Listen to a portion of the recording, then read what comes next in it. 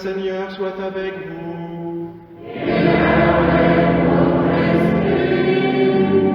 Évangile de Jésus-Christ selon saint Jean.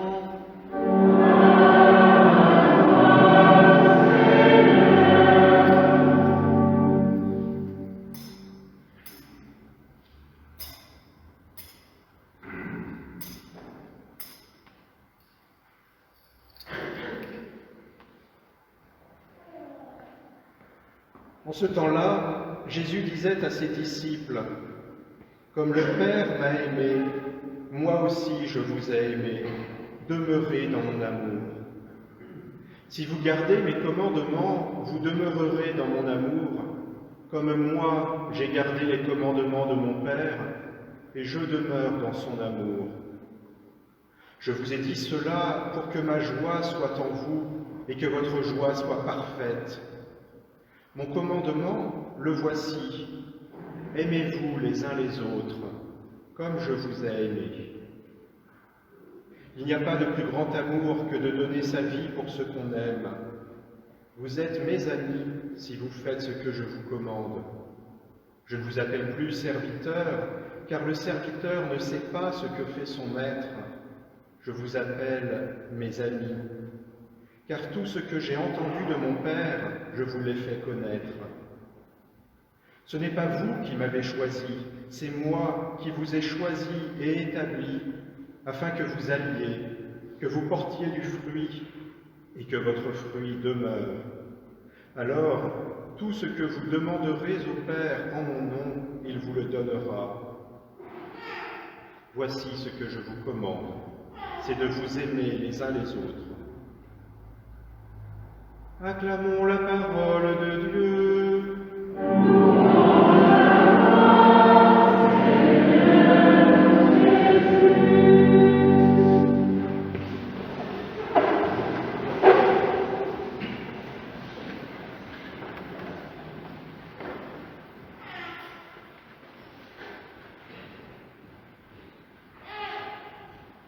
Comme le Père Stéphane nous le disait au début de cette célébration, c'est un dimanche de grande joie, parce que c'est un dimanche du temps pascal, mais plus encore parce que, et c'est bien dans la logique du temps pascal, c'est un dimanche où nous allons pouvoir tous ensemble célébrer le baptême de Dalphie. Et c'est un bon moment d'église, parce que la famille de Dalphie est bien sûr venue l'entourer en ce beau jour, et certains sont venus de loin. On fait bien des kilomètres pour entourer Dalphie aujourd'hui. Et j'y vois une image de l'Église. Un chrétien n'est jamais seul, un chrétien est chrétien en Église. Et cette famille qui se rassemble pour être là le jour du baptême, c'est l'Église, qui est toujours là autour de chacun de nous. L'Église qui est cette grande famille dans laquelle nous sommes tous frères et sœurs de Jésus, fils et filles du Père. C'est un beau moment d'église parce que, puisque ce sont nos frères et sœurs, nous avons la joie de les accueillir parmi nous. Mais eux aussi ont la joie de venir retrouver ce qui est, nous sommes leur famille, nous retrouver, nous qui sommes ici, et qui viennent prendre part à une célébration paroissiale. Il est beau que ce baptême puisse avoir lieu au cours d'une messe, parce que le baptême n'est pas un sacrement privé que l'on célèbre dans son coin. Le lieu normal du baptême, c'est bien la communauté paroissiale, rassemblée autour de la personne qui va être baptisée. Et en célébrant, en ayant accepté que ce baptême soit célébré au cours de la messe, Dalphie, qu'il ne nous a pas demandé que cette messe devienne un peu une messe privée pour ta famille, mais à l'inverse, ce serait de célébrer ton baptême dans ton coin, qui serait de privatiser un peu ce beau sacrement, qui est le sacrement de l'entrée dans l'Église. Alors merci d'avoir accepté les lieux pendant la messe, et merci à la famille d'être rentrée dans cette liturgie paroissiale. Je ne vous présente pas Dalphie, comme on le fait habituellement au cours d'un baptême, parce que vous la connaissez déjà. Dalphie a préparé tout son chemin de catéchuménat au sein de l'aumônerie. et dans le groupe des lycéens, dont un certain nombre sont présents parmi nous. Et puis Delphi a fait tous les rites préparatoires des scrutins au cours du carême, en même temps que les adultes qui ont été baptisés dans la vigile de Pâques. Nous avons simplement patienté un petit peu plus, et Delphi a grandi encore en patience après son long chemin pour pouvoir célébrer aujourd'hui, puisque Delphi vient d'avoir ses 18 ans, donc nous attendions qu'elle soit majeure. Delphi, tu vas être baptisée, tu vas enfin devenir chrétienne, et ça fait longtemps que tu en as le désir. Jésus nous parle aujourd'hui du baptême, d'une certaine manière. Il nous en parle avec un mot lourd de sens. Il nous parle de garder ses commandements. Le baptême, l'entrée dans l'Église, comme dans toute religion un peu sérieuse, c'est entrer dans une vie dans laquelle on va devoir garder des commandements. Et le commandement que le Christ nous donne n'est pas un code de loi de plusieurs centaines de pages venant organiser de manière pointilleuse le moindre détail de notre vie. Comment nous devons prier, comment nous devons manger, comment nous devons dormir, comment nous devons... Voilà, plein de choses. C'est un commandement qui à la fois saisit toute notre vie jusque dans ses moindres détails et qui en même temps nous appelle à une très grande liberté. Aimez-vous les uns les autres comme je vous ai aimés. Dans ces pages de Saint Jean que nous avons entendues, Jésus parle à un moment bien précis. C'est un long discours qui fait plusieurs chapitres que Jésus a adressé à ses disciples le soir du jeudi saint, au cours du dernier repas qu'il a pris avec eux, avant de se livrer aux hommes pour entrer dans son mystère pascal, pour être cloué sur la croix et le troisième jour ressuscité. Cette page de Saint Jean n'est pas seulement une belle parole sur l'amour, c'est aussi la clé pour comprendre ce que Jésus vit dans Pâques, et puisque le baptême est le sacrement qui nous donne part au mystère pascal du Christ, qui nous donne de le rejoindre jusque dans ce grand passage de Pâques, eh bien cette page est aussi une clé pour comprendre le baptême. Ce que Jésus nous enseigne, c'est que l'amour, c'est d'abord quelque chose qui se reçoit. Dans la deuxième lecture, nous avons entendu Saint Jean nous dire que l'amour vient de Dieu. Je ne suis pas sur la bonne page. Aimons-nous les uns les autres, puisque l'amour vient de Dieu. L'amour, ce n'est pas nous qui avons aimé en premier, c'est Dieu qui nous a aimés, et l'amour est la dynamique même de l'amour, de la vie. Ce n'est pas nous qui avons vécu en premier. Cette vie que nous l'avons bien reçue.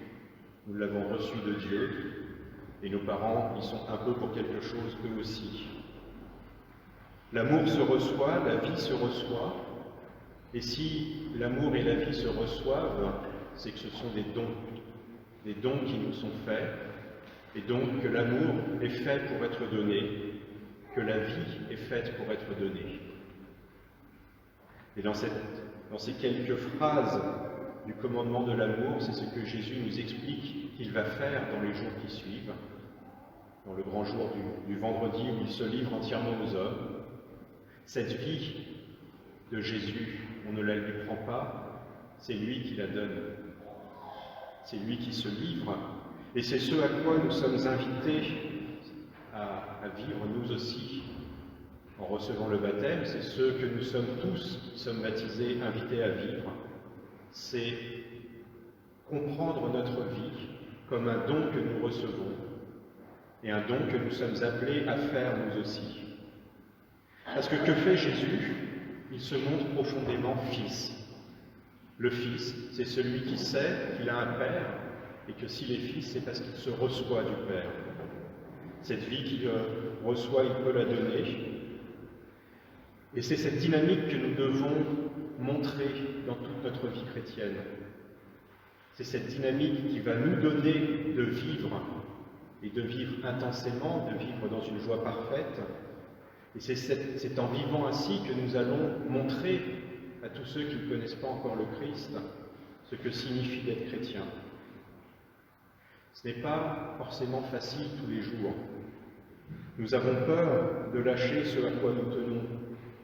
Il ne faut pas nier cette peur quand Jésus a dû, pour la dernière fois, décider de donner sa vie pendant cette nuit à Gethsémani, entre le jeudi saint et le vendredi saint, quelques heures avant son arrestation.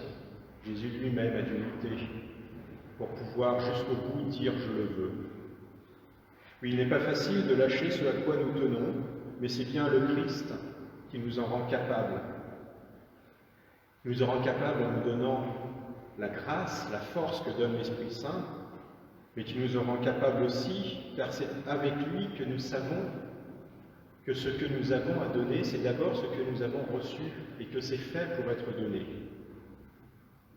C'est quelque chose dont nous faisons l'expérience dans la vie la plus ordinaire. Je ne sais pas pour tous les enfants qui sont parmi nous, mais je pense qu'au moins tous les adultes ont vécu ce que nous avons tous dû vivre dès qu'un jour nous devons changer d'école. Soit parce qu'on a déménagé, soit parce qu'on passe de l'école au collège, du collège au lycée, du lycée aux études. Et changer d'école, c'est devoir, moi je me rappelle, quand j'étais enfant, c'était un moment un peu difficile, où je devais partir après avoir passé des années au même endroit que je connaissais bien, où je connaissais les gens, où j'avais mes amis, et partir dans une école inconnue, avec des professeurs inconnus, avec des collégiens, des nouveaux amis à se faire. Il y a cette expérience dans la vie où l'on doit déménager, changer de lieu, changer de ville.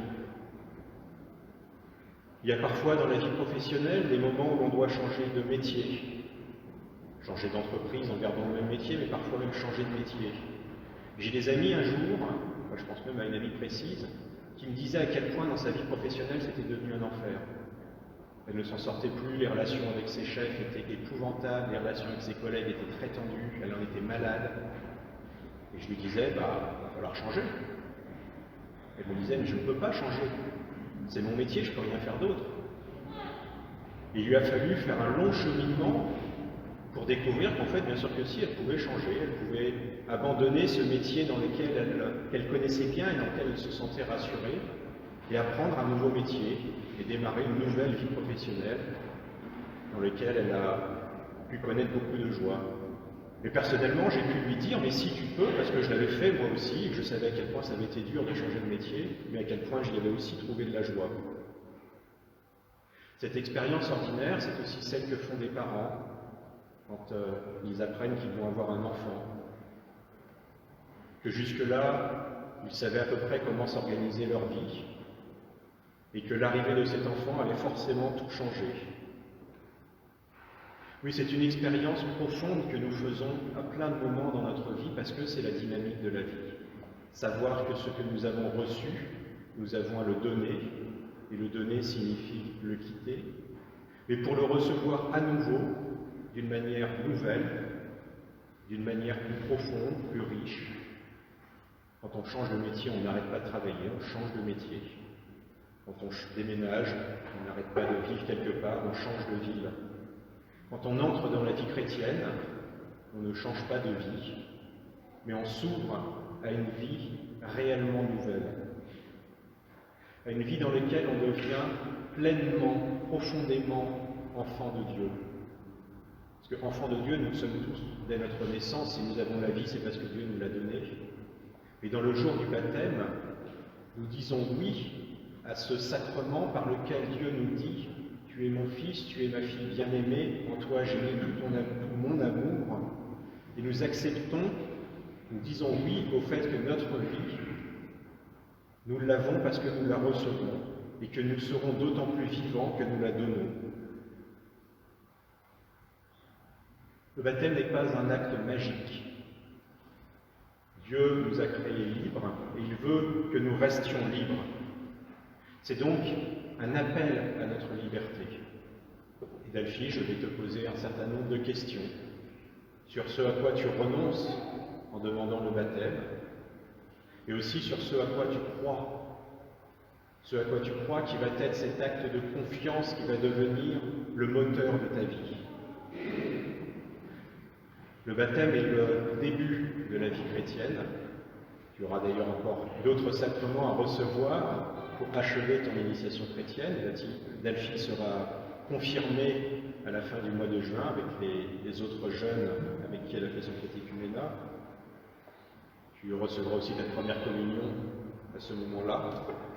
Le baptême est un long chemin, est le début d'un long chemin dans lequel Jésus nous dit « Je ne veux pas que vous soyez mes serviteurs. Je vous donne un commandement, mais pas pour que vous y obéissiez en esclaves, mais pour que vous deveniez mes amis. » Parce que qu'est-ce que c'est qu'un ami? C'est quelqu'un qu'on a choisi d'aimer, et quelqu'un qui a choisi de nous aimer. Et ce n'est pas nous, ce n'est pas toi, Delphi, qui choisis le Christ en premier. C'est Dieu qui nous aime le premier. C'est Jésus qui a choisi chacun de nous, qui a appelé chacun de nous, qui t'a appelé, Delphi, et qui t'appelle ce matin. Entrer dans le baptême, c'est entrer dans cette dynamique où nous répondons librement oui, et nous acceptons d'entrer dans cette vie où nous allons apprendre petit à petit à tout donner, pour que Jésus, en retour, puisse nous donner ce que lui-même reçoit sans cesse du Père, qui est le fruit de l'amour, et le fruit de l'amour s'appelle la joie. Je ne t'ai jamais caché que la vie chrétienne n'était pas une vie facile, qu'elle a ses difficultés, ses épreuves, ses tentations. Mais je t'affirme que la vie chrétienne est une vie qui est une vie de joie, et où quand nous vivons parfaitement chrétiens, quand nous arrivons à tout donner, eh bien nous entrons dans la plénitude de la joie. La joie est la grande clé du discernement de nos choix. Qu'est-ce qui me donne une joie profonde? Qu'est-ce qui me donne la paix? Ça, c'est le fruit de l'Esprit Saint. Et avancer avec l'Esprit en se laissant conduire, c'est aller de joie en joie, de paix en paix plus profonde. Faire grandir la joie, c'est être sans cesse plus proche de Jésus. Delphi, tu as commencé ton chemin pour devenir chrétienne, il n'est pas fini. Tu vas encore devoir continuer à apprendre à connaître Jésus, comme nous avons tous à apprendre à le connaître chaque jour.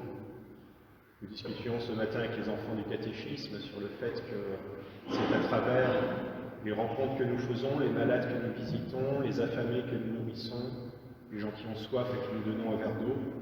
C'est à travers toutes ces expériences ordinaires de la vie que nous rencontrons le Christ. Eh bien, tout le mystère de notre vie, c'est d'apprendre petit à petit à rencontrer le Christ dans chaque personne que nous rencontrons.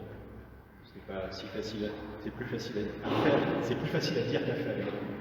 Voilà, tu vas encore devoir apprendre à connaître le Christ dans les rencontres, tu vas devoir continuer à apprendre à le connaître dans la prière, une prière régulière, une prière quotidienne. Mais tu n'es pas seul pour le faire, toute l'Église est là pour t'accompagner sur ce chemin. Et en t'accompagnant, nous allons, nous aussi, apprendre à mieux connaître le Christ.